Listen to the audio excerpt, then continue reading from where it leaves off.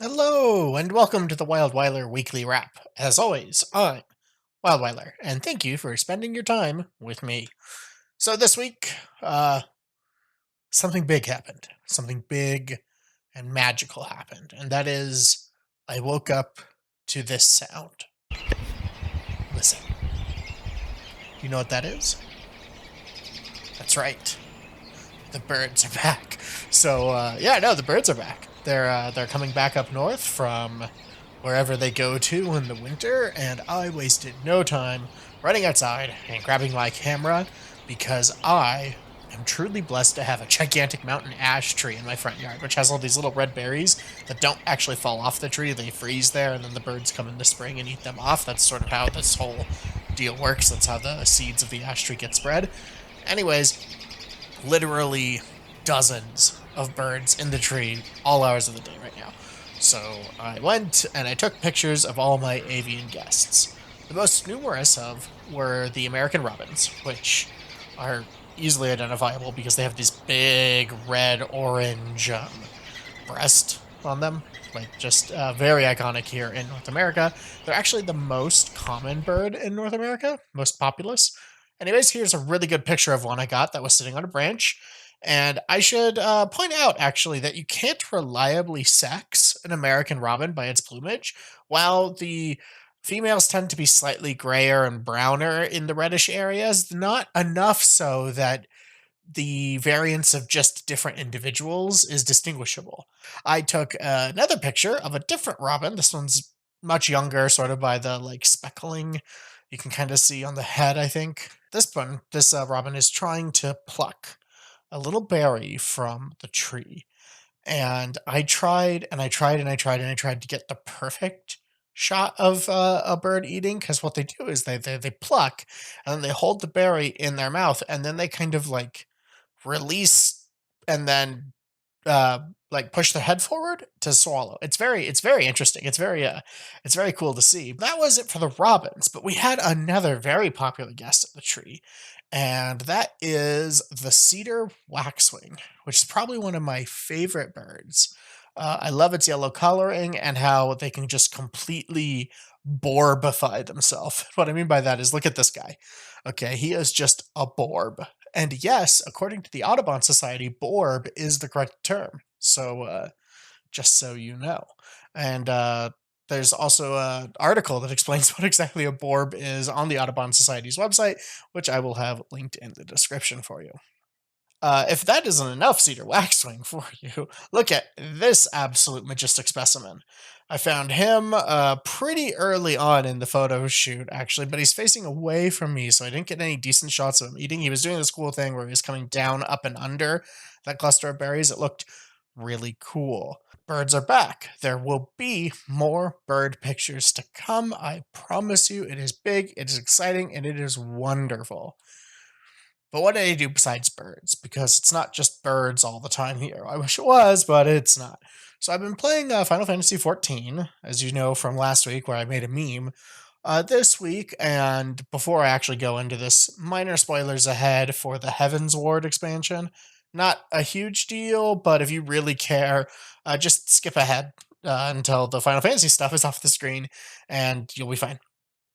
Anyways, so you get to a part where, through long story shortness, trial of by combat is demanded of you. So obviously, I put on my best gladiator attire and went in.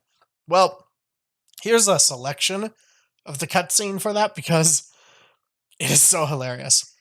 And up on the channel, the same time this video goes up, the full version of this cutscene is going up too. There's a link to that right now in the card, and once again in the description below, but just enjoy this with me. Sir Grinno, for the benefit of all here present, I would ask you to repeat the charges which you have leveled against this man and this woman. I, Sir Grinno de Zemile, brother of the Heaven's Ward, did bear witness to these two foreigners consorting with heretics.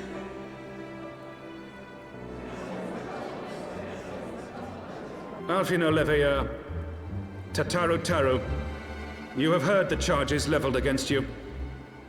Will you take up arms to refute Sir Grinno's claim and thereby prove your innocence in the eyes of gods and men? I, Tataru, am innocent of this charge.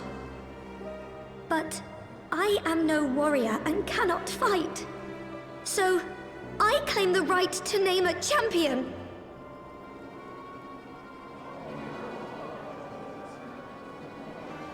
To the old and the infirm, the young and the weak, this right we allow.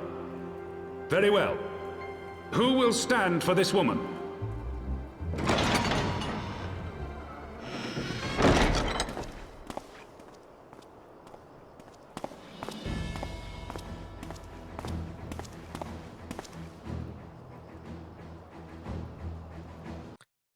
Isn't that so funny?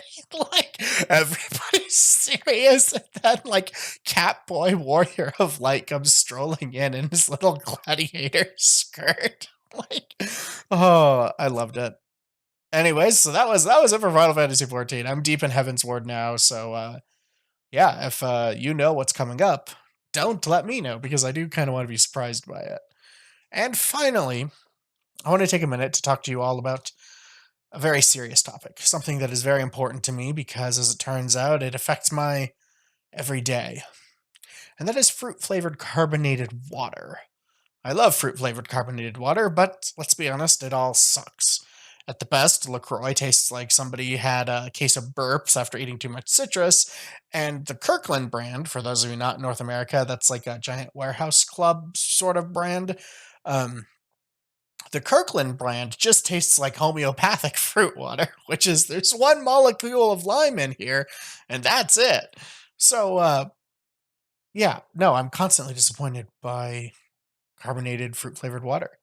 Until this week, when I found Spindrift. Now, first of all, I am not being paid by Spindrift. Spindrift, you should pay me, because you are the only company that's actually made carbonated fruit-flavored water that's actually enjoyable.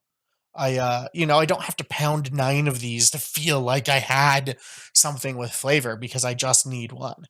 Anyways, my favorite flavor thus far is the raspberry lime. It's truly is amazing. So if you are somewhere and you see some Spindrift, pick some up. Pick up some Spindrift. It's great. Seriously. And then Spindrift, send me money or a case of Spindrift. How many times do I have to say Spindrift before I get a sponsorship deal? Anyways, so that's pretty much it for what I did this week. I played Final Fantasy, saw some birds, and drank some carbonated fruit-flavored water. Coming up this week, we have episode 7 of my Freedom Fighters Let's Play, so be sure to tune into that if you've been enjoying that series. But also, we have 2 streams this week, because due to certain events in my life, I'm going to be on my own for a couple of nights, so that means I'm going to spend it with you. So coming up on Tuesday night is a Sea of Thieves stream. They've added the new adventure update thing that goes away in early March, so I want to get that done, and I want to get that done on stream. So we'll see. We'll see if we can fit that into a 2-hour stream. I hope we can. And then on Thursday, I will be streaming again, but I don't quite know yet what I want to stream. There's a couple of things. I might give the Hitman Elusive Target Arcade another shot, but I'm not 100% sure, and you'll just have to keep an eye on my Twitter. That is twitter.com/WildWeiler. And yeah, give me a follow there. And that is it. That's it for the weekly wrap. Thank you all for watching, and wherever you are, have a wonderful day. Bye.